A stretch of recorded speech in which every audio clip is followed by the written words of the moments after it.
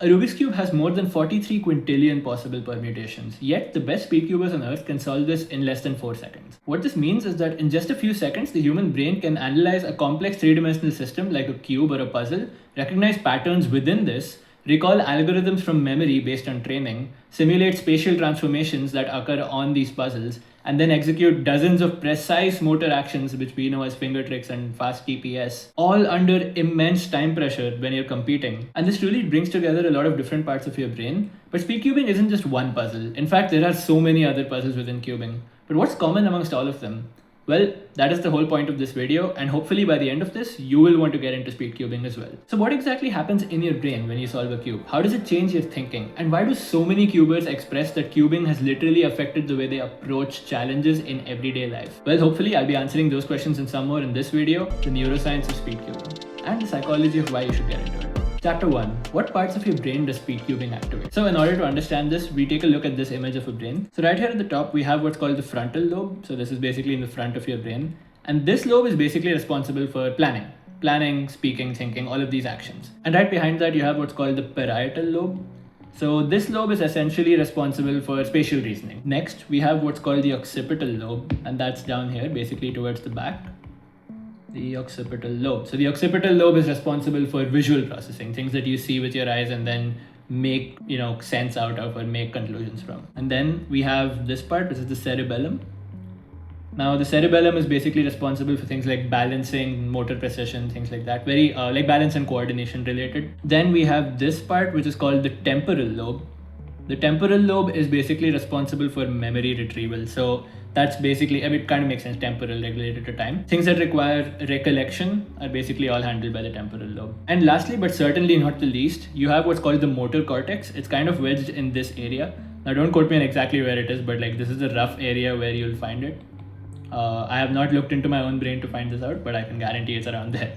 So the motor cortex basically controls all the motions that you make with your body. So motor implying motion. So finger tricks, for example, huge part of cubing, fully controlled by the motor cortex. So those are basically the 6 major parts of the brain, and when a speedcuber is solving a cube, all of these are working together. Now, why have I just explained to you the anatomy of the human brain at this scale? Let's get into the parts of speedcubing that really make this whole thing work. Firstly, you have the combination of visual and spatial reasoning and processing. So what this means is that as soon as you see something on the cube, you then have to understand spatially where things are, to then recognize patterns, to then include your motor cortex into actually making those moves. So in here you have the parietal and occipital lobes, so these 2 lobes, to basically allow you to predict rotations and transform the cube in your head. And this is actually something that's been done in psychology. So psychologists actually refer to this as the Shepard-Metzler rotation test. So it's a very deeply researched video. I will leave all my references in the description, but you should go read about this rotation test. So basically in 1971, there were 2 psychologists, Shepard and Metzler. So they studied this idea of mental rotation by basically presenting a bunch of different 3D objects and basically asking people or other humans to try and see how quickly they were able to determine a match for a rotated state of that object. So for example, they would give them let's say a cuboid of some sort, or an L-shaped 3D structure. And then they would show them 4 pictures of that thing rotated by a certain amount. So they give some criterion on it. And they would ask them to identify which one corresponds to that rotated state by that criterion in the shortest time possible. Now, as you may have guessed, a huge part of speedcubing is exactly that. So basically, these 2 are coming together for visuospatial reasoning. Number 2, biggest thing about speedcubing that speedcubing trains pretty much all the time is pattern recognition. After a certain point, speedcubers are not thinking in terms of colors. In fact, if you ask a top-level speedcuber to solve the cube, they basically are not even looking at colors. They are looking at patterns. They're basically looking at what case do I have, because that case is independent of colors. It's only dependent on orientation, and orientation is relative, but that doesn't depend on color. So in fact, there's a term in cubing called color neutrality that was coined, and that's a concept in speedcubing that basically people make use of to solve the cube with any base color. So normally you would have white or yellow, which are the most common base colors. The fact that you can solve the cube in any color is made possible through pattern recognition. So instead of seeing for example, you have a red and blue F2L pair, they're not seeing red and blue as those stickers. They are looking at F2L pairs as dual piece orientations. Basically the orientation of a corner and an edge. How are they going together? And then similarly for the orientation of the last layer and the permutation of the last layer, OLL and PLL cases, they're looking at just the patterns. They do not care what colors are defining those orientations, because orientations are not strictly bound by color. Within the field of cognitive science, this is called chunking. So chunking basically is a practice that most professionals in any field use to take a large set of information and compress it into recognizable units, which means that you have pattern recognition that is used via chunking to then solve the cube seamlessly basically every time. It takes a lot of time to train this because, at the end of the day, your eyes are trained to see certain colors more than others if you practice certain colors more than others.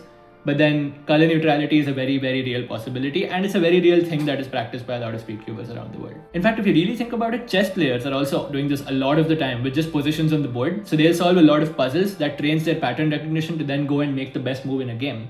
It's not guaranteed that they will get the same position in the game that they got in the puzzle, but they can be sure that once they get so good at pattern recognition that they are able to see patterns seamlessly, they know they will make the right move in the game.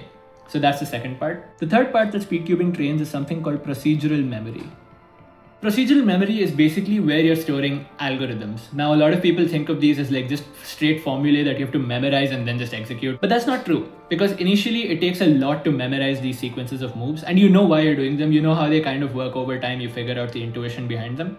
But the really cool thing about procedural memory is that it goes into muscle memory. Over time, procedural memory becomes muscle memory. And that means that most speedcubers at the top level or even at an intermediate level are not even actively thinking about the moves they're making.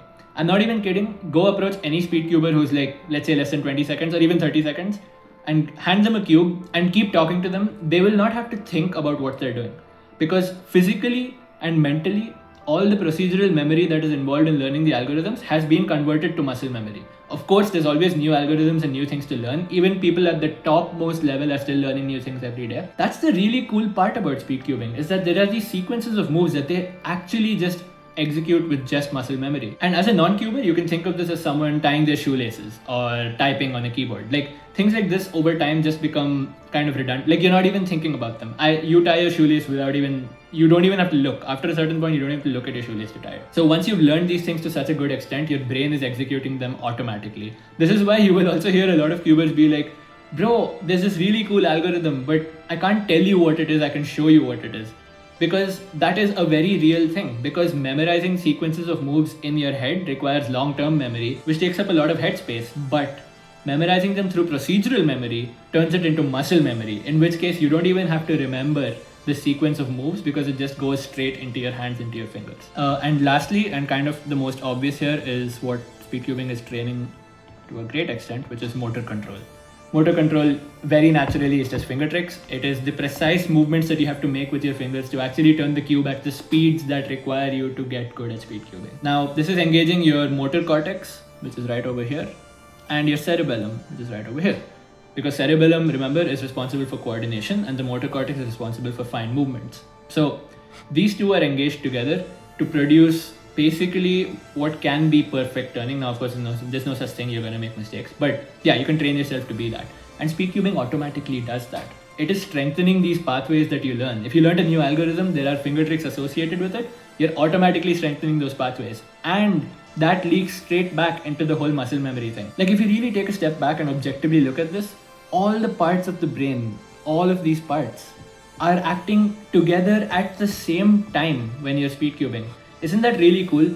Think of it as you're just engaging every part of your brain all at once, and it doesn't feel hard because over time, like I said, a lot of these things become muscle memory. Just like tying your shoelace or typing on the keyboard, just like riding a bike, just like, checking if you have your wallet or your purse with you. It's just as simple and as mundane as that. After a point, that's how speedcubing becomes, and that doesn't make it boring. Trust me, that actually makes it so much more interesting, because think of the scope for improvement, that you've gotten so good at something that you can do it without having to think about it. Meaning I can now learn something new which requires me to think about and keep this cycle going. Now, of course, there is the whole thing about the learning curve, and I have explained this in a previous video, which you should go check out up here. Chapter 2. What makes speedcubing unique? Now you might be wondering, well, I'm sure there's a lot of different sports and activities that could trigger this kind of a reaction within your brain. You'd be surprised that there's not actually that many. So let's actually break down what speedcubing does, just like we've been discussing through the introduction. Speedcubing can basically be expressed as the combination of a few things. So the first most obvious thing is like spatial reasoning. Like, There are different kinds of cubes, different dimensionalities. You have very different ways of turning these cubes. So spatial reasoning becomes really important in understanding how a cube exists and how it works, how it turns. And that is the first part of cubing, which is spatial reasoning, because the type of puzzle determines that right off the bat. Then you have pattern recognition. So this is related to learning algorithms. This is related to getting better at cases over time, meaning that your recognition time drops for a lot of cases, which is a really good thing. And then to execute the algorithm for these cases, you have memory retrieval. Now remember, memory retrieval initially comes straight from the brain, but then procedural memory turns it into muscle memory, which is something that is really, really beneficial for getting faster because you don't have to think actively about these things. Then you have obviously motor coordination, like that's maybe the most important part of speed cubing. That's like this part is really important. So motor coordination helps you with better finger tricks, higher TPS, and just things in that area of turning essentially. And lastly, if you compete, if you go to competitions, which I highly encourage at any level of skill, time pressure. Now you might be wondering, why is bro recommending being pressured by time? I'm not saying that's what you need to feel content or satisfied. Now I know time pressure can be really burdensome. In fact, it is, there is no doubt about it. But it really depends on your goals. I'm not saying you have to go to a competition and be like, oh my God, I have to break my PR, or oh my God, I have to do well at this event. No, you should in fact do not go to a cubing competition with the sole purpose of improvement. Competitions are about community. They're about having fun with other cubers. They're about meeting new people. They're about learning new things, honestly. Meet like better cubers than you. Genuinely sit with better cubers than you, because that's where you learn the most. But yeah, this is essentially the equation of what speed cubing is at its core. These are all the things involved in speed cubing pretty much. And now to answer the question of, is this done by other sports? Most other cognitive activities, let's say, they're only training like 1 or 2 mental systems at a time. Like if you think about chess is a lot of strategy, right? Chess is not that much precision. Unless you're playing speed chess, then motor coordination comes into play, no doubt. But classical chess, that's a lot about strategy and pattern recognition and these things. But speed cubing is bringing a lot more than that. It is bringing a lot more algorithmic memory, which algorithms are sequences of moves. In chess, you're normally not thinking of too many sequences unless it's an opening or an endgame. But that's a very small part of your game. So main part of your game is played in the middle game. And then if you look at things like typing is a lot of motor coordination, some memory, but then that has a cap. Like the keyboard is fixed. There's 104 keys on a keyboard. It's fixed. You can literally memorize the whole keyboard just by continually typing. And there is a wall, there is a ceiling, there is a point at which that comes to an end. Like I said, the learning curve is an exponentially like flattening curve. It doesn't go like this. In fact, it goes exactly the opposite. So initially you'll feel like you're learning a lot, but after a point it gets hard to improve without continually practicing what you're learning. In fact, there are studies that have compared cubers and non-cubers, and these studies show that cubers actually perform much better on spatial reasoning tests. And this is just more proof that cubing is training your brain in ways that you wouldn't normally have trained it. Chapter 3. What about the actual brain scans behind this? Well, you can actually find a lot of research papers about this, and I was surprised to see there's a few about Rubik's Cubes and Rubik's Cube athletes and how their brains are different. So a 2025 EEG study examined the brain activity of elite speed cubers while solving the cube, and it actually revealed simultaneous activation across a lot of brain regions. Like we discussed, the 4 lobes, the frontal, parietal, occipital, and temporal lobes. And very, very interestingly, guys, it actually found that the brain activity was very similar in planning and in execution, which is weird, because planning is like the 15 seconds of inspection you get before a solve, execution is everything after it. But the brain activity was similar. And what that proves is that speed cubing is helping you basically make those moves. Remember the mental rotations we talked about? So it's helping you make those moves and pre-compute the solution in your head. So you're actually, during inspection, when you're planning your cross, you are physically making those moves just in your head. And that's a really cool thing. That level of spatial reasoning and awareness comes with a lot of practice, but it is really beneficial because it does help you in many, many different ways in life as well. And another thing is that planning basically helps you execute automatically. Like you're on autopilot during your cross. If you can plan your whole cross, you can do it blindfolded. You're on autopilot. You're literally looking for F2L1, F2L2. You're looking at the next part of your step. Genuinely, planning your solves, inspection is so much more important, especially in this era of cubing. I genuinely agree that it's more important than look ahead, because a part of your solve is done before the timer even starts. That is a head start that no amount of look ahead can match. Look ahead is important, don't get me wrong. I know there's a huge debate going on about that, But I agree that both are important, but inspection is crucial to focus on, especially when you're trying to improve to the world-class level. Chapter 4, Brain Chemistry and Neuroplasticity. So take a look at this clip of Eileen Gu, a professional free skier that's basically giving an interview after the Winter Olympics. I think I apply a very analytical lens to my own thinking, and I kind of modify it because it's so interesting. You can control what you think.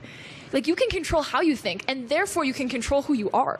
And especially as a young person, like I'm 22, so with neuroplasticity on my side, I can literally become exactly who I want to be. How cool is that? Like, how empowering is that, right? Neuroplasticity is a game changer, genuinely. But first, let's visualize the motivation to go and actually approach these ideas. So at the end of the day, your reward systems in the brain are controlled by quite a few hormones, but primarily dopamine. Dopamine is something that's controlling how happy you feel when you feel rewarded and how you actually feel that reward. Like, it actually feels like you've achieved something, right? The dopamine loop is both bad and good, but in terms of cubing, there is no way for it to be bad, genuinely, because take a look at this, right? Here's how I visualize the dopamine loop for speed cubing. Let's say you start with practice. You have goals, you set certain targets, and you say, okay, I'm going to practice an hour a day or a few minutes a day, whatever works for you.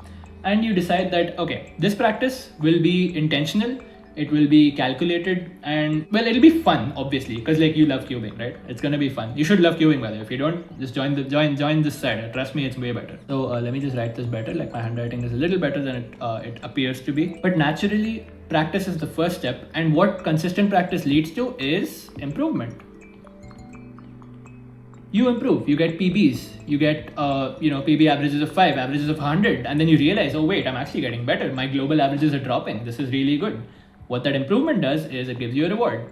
And this is the part where you hit like you feel a lot of dopamine. When you get a PB, that reward releases so much dopamine. So let's write that down. You get dopamine. What happens when you get this dopamine? Remember, dopamine has two sides. One side is it makes you kind of complacent, but that's only if the dopamine is easy to access.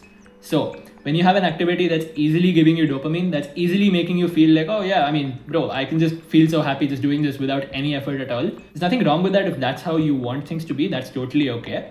But you have to remember that that is not sustainable because you are basically numbing your brain to dopamine over time. But in speed cubing, these three steps, practice, improvement, and getting the reward, that is a journey. That is a whole process that you have to actually commit to for a longer period of time. That dopamine rush is not instant gratification. In fact, this is a part we'll come to at the end of this video, which is delayed gratification. One of the most important studies in cognitive science, one of the most important qualities to have in life. And delayed gratification is an absolute game changer. But coming back to the point, dopamine produces more than happiness, it produces motivation. Now, there is the debate of motivation versus discipline. I truly believe that discipline is way more consistent than motivation because motivation has ups and downs. So discipline is better objectively. But at the end of the day, if you just have discipline without motivation, you're not going to feel better. In fact, recently I've become a huge fan of Alisa Leo, who won the gold medal at the Olympics for her ice skating performance. And what she talks about is really, really true, which is that you cannot remain disciplined if there is not some element of fun attached to something. As in, you can, but like you wouldn't be as fulfilled as you would be if you had fun and were disciplined. In fact, you should be setting the rules for your own disciplining. That is completely a personal choice. That should not be influenced by anyone on social media or anything you read on the internet. You can gain perspectives, you can make your own ideas, but don't just copy someone. Don't just do something someone's doing because you think it'll work. Just like preparing for an exam works differently for everyone. Some people need to study a lot more, some people don't need to study as much. And that's fine. It's fine to have that distinction in society, but you need to remember that you need motivation at some level. It shouldn't be the primary driving factor, but you do need it at some level. But what do you think motivation does? Well, you might have guessed it, but it basically sends you right back. It sends you right back to the drawing room. I want to practice more. I'm so motivated to get back to this reward stage because this reward stage is irreplaceably good. But remember that the only way to get there is through this road. Practice, improvement, and then you come to the reward. This highway is something this is discipline. Essentially what this highway is this whole part is discipline.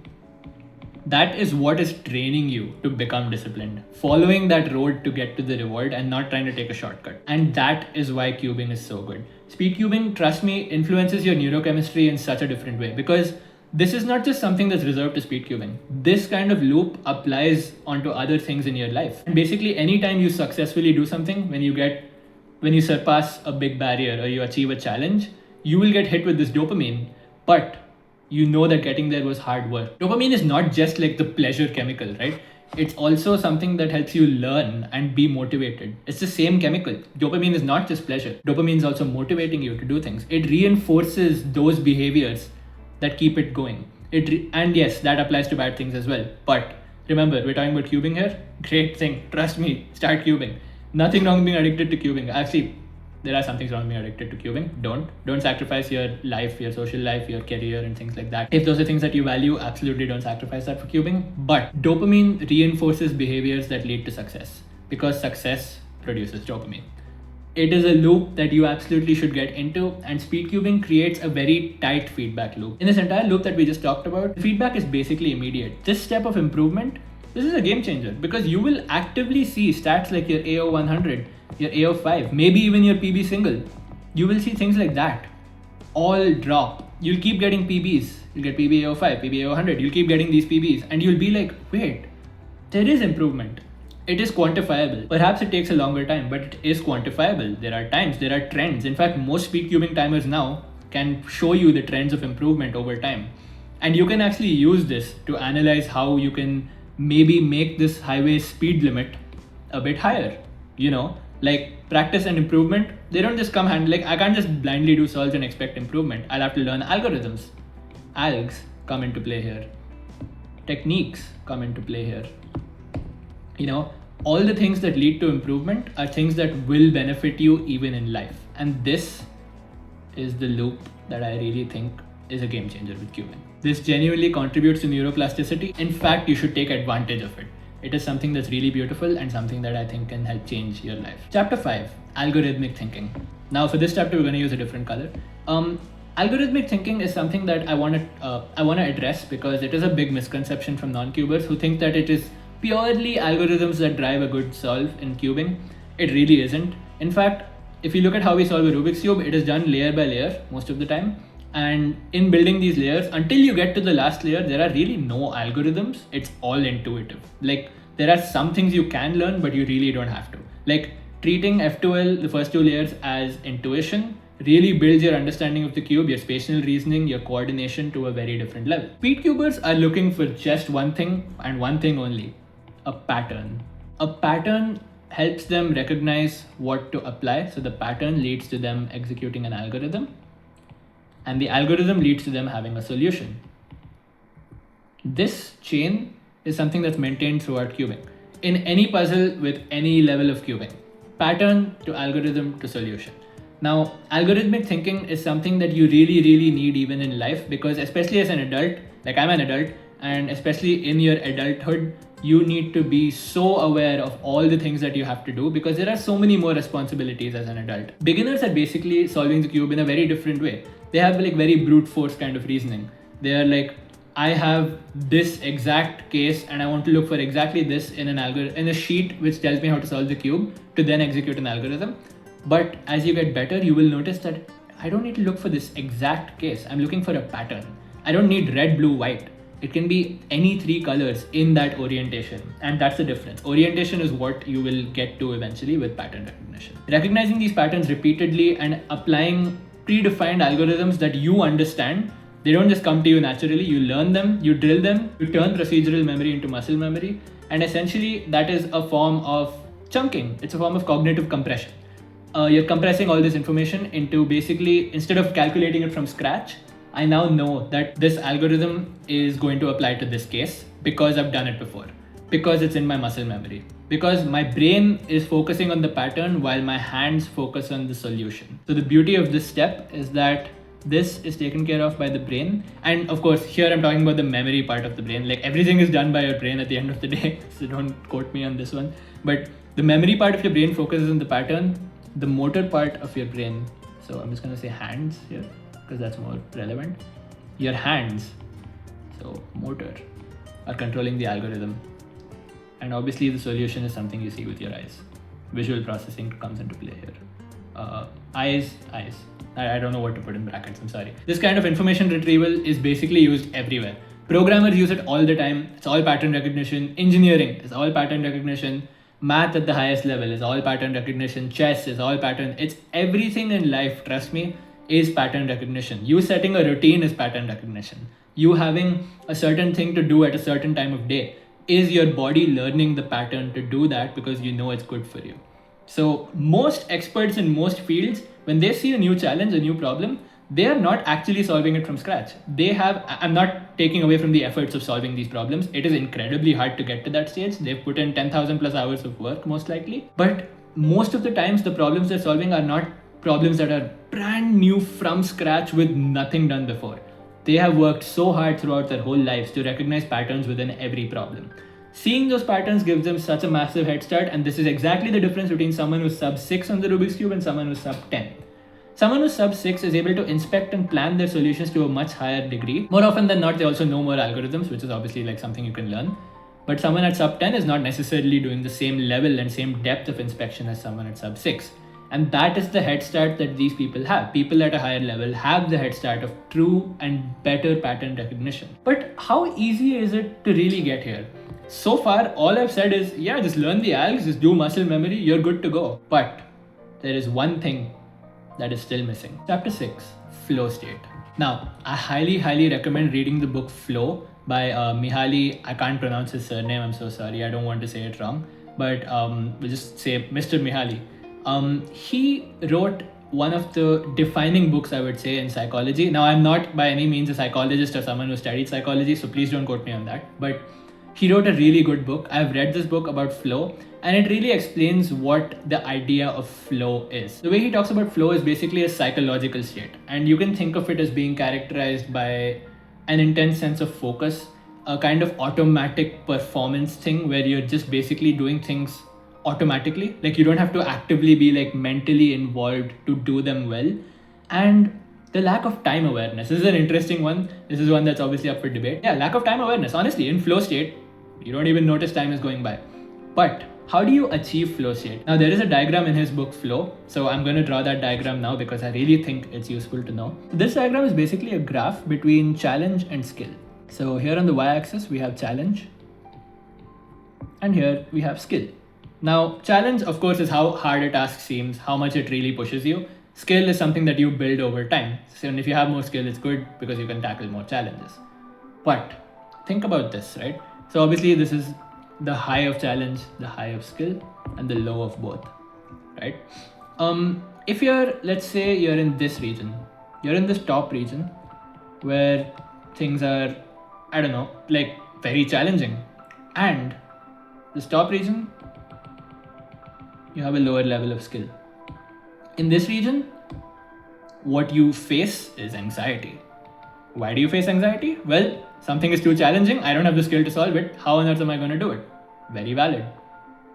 On the other side of this, let's say you have really high skill, but the challenge is, it's kind of low. Like it's easy to do. You know, I am so skilled at this. It's like you learned linear algebra and now you're going back to like a simple define radius of a circle, some simple geometry problem. That, as you might have imagined, is called boredom. So on one side of it, you have anxiety. The other side, you have boredom. And as you might have guessed, the whole point of this, and you can extrapolate this region and basically see that there's this channel that's created. And this channel is exactly what he calls the flow channel. You can think of it as having a roughly 45-degree slope on average, like if you take the center line. This is flow state. And this is where you need to aim to be if you want to feel like you have that psychological flow state. And Mr. Mihaly, the psychologist, has described flow in exactly this way. When challenge and skill are perfectly balanced, you achieve flow state. This is a state that cubing pushes you towards because improvement comes when you learn new things, you increase your skills, but learning new things poses new challenges because you have to learn more, you have to actively involve yourself more, and you get better when you learn more, which means there's a new challenge to keep yourself at that better state. Speedcubing is doing this naturally. Every time your skill improves, you chase faster times. It's so natural to keep yourself in that exact loop we talked about right here. It's so natural to keep yourself in this, and your brain stays in this optimal zone for flow state. Now again, I'm not an idealistic person. I'm not trying to say that this is how it will be 100% of the time, but this is something you can aim for, and this is something that cubing is naturally driving you towards. That is the difference. It is a natural occurrence. Chapter 7, how speedcubing changes your thinking. So one of the people in the studies that I went through spoke to a lot of cubers, and they found that cubing basically changed how these people approach problems in life, which is something I mentioned before.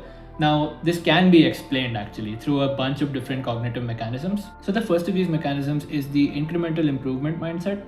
So what this is saying is that you don't now chase improvement in these large chunks because that's not sustainable.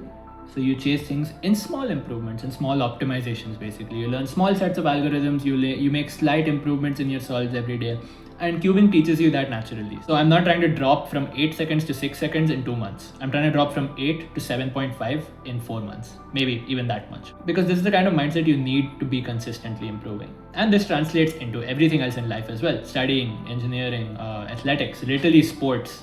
Such a good thing for sports as well, programming or any other kind of field. The second one is pattern-based thinking.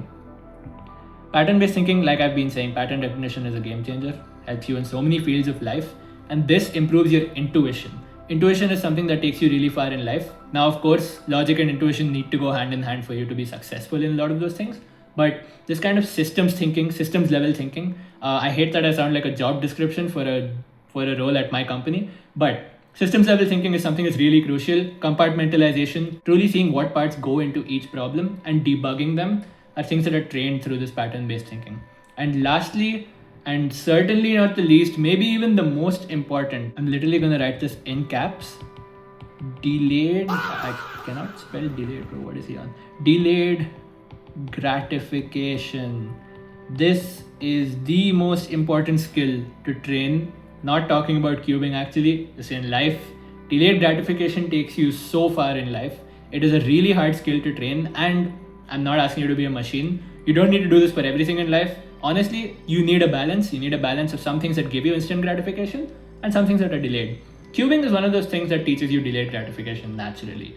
Learning is a really hard thing with cubing. Like I said, you've probably seen my video on the learning curve. Again, if you haven't, you should go watch it. But the learning curve, learning over time, basically never goes like that, and in fact almost always goes like that, because it is really hard to learn and improve. In fact, I should say improvement over time.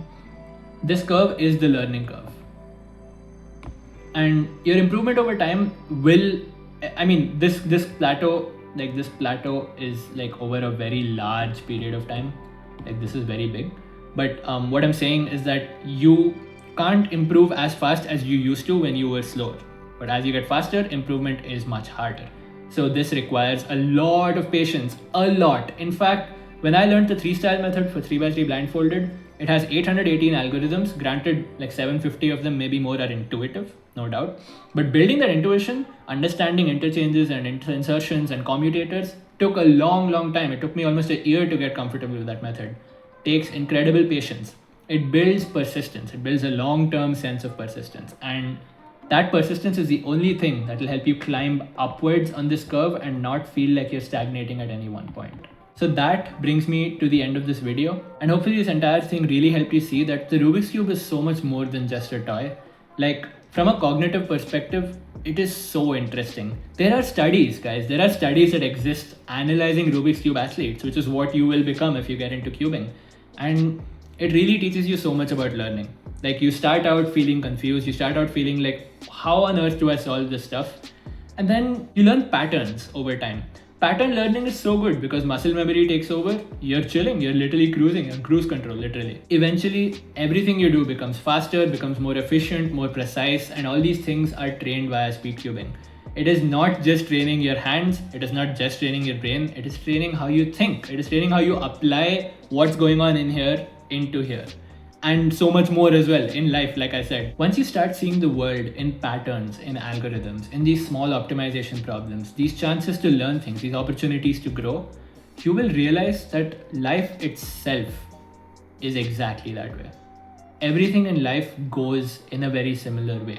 Timescales might be different, but everything goes the same way, and cubing teaches you how to tackle all those problems for yourself, one move at a time.